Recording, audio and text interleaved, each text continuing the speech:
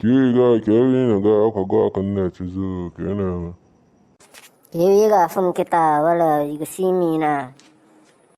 Wala kama chalagi na tama adala imani ya bula yegule ga. Ya business bi ya ga ya lika ilo ga.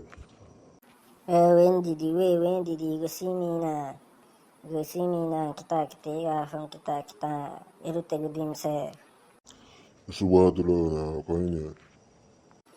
Kiu kuluga namu nambade pugula ga upu chugum ko ga ya kanna chiga gafla samalo moto sa diwe kebena. Atei ga wala na pitum ka kamutu sa dina umetsena wala koine.